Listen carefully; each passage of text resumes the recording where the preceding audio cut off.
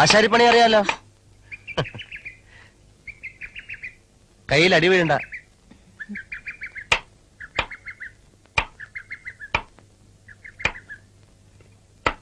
ഇന്നലെ എന്തായിരുന്നു കൺഫ്യൂഷൻ ആ ഒരു ലെറ്ററിന്റെ? ഒന്നുമില്ല. ഒന്നുമില്ലാന്നല്ല, എന്തോ ഉണ്ട്. എന്തായിരുന്നു ആ ലെറ്റർ? ഡാഡി വന്നതിന് ശേഷം അതിനെപ്പറ്റി സംസാരം കേട്ടല്ലോ. ഒന്നുമില്ല.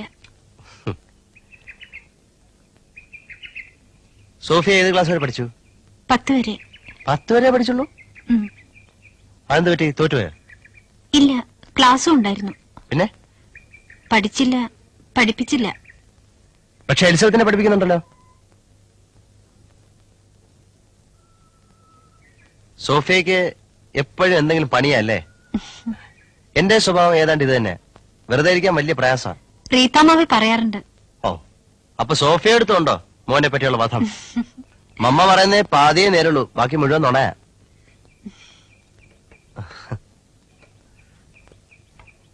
എന്നാ പോണേ? ഞാൻ മിക്കവാറും ഇന്ന്. അവിടെ വൈൻയാർഡ്സ്? ആ, സോഫിയ കണ്ടിട്ടുണ്ടോ മുന്തിരിത്തോട്ടങ്ങൾ? ഇല്ല. പഴയ സോളമൻ രാജാവിന്റെ മുന്തിരിത്തോട്ടങ്ങളെ പറ്റി ബൈബിളിൽ വായിച്ചിട്ടുണ്ട്. പുതിയ സോളമന്റെ തോട്ടങ്ങൾ അതിനേക്കാളും ബെറ്ററാ. ഒരു ദിവസം സോഫിയെ ഞാൻ അവിടെ കൊണ്ടുപോവാ. നമുക്ക് എല്ലാവർക്കും കൂടെ ഒരു പ്ലഷർ ട്രിപ്പ്. എലിസബത്തും ആന്റണിയും മമ്മയും മേരിയും സോഫിയയുടെ അമ്മച്ചിയും. എനിക്ക് കാണുന്നുണ്ട്. എങ്കിൽ കൊണ്ടുപോണ കാര്യം ഞാൻ ഏറ്റു.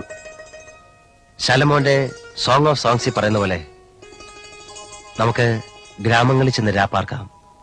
അതികാലത്ത് എഴുന്നേറ്റ് മുന്തിരിത്തോട്ടങ്ങളിൽ പോയി മുന്തിരി വള്ളി തളിർത്ത് പൂവിടുകയും മാതള നാരകം പൂക്കുകയും ചെയ്തുവോ നോക്കാം.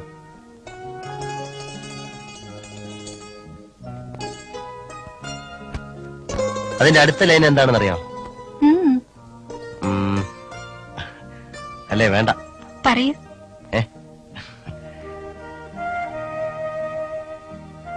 പോയി ബൈബിൾ എടുത്ത് വെച്ച് നോക്ക്.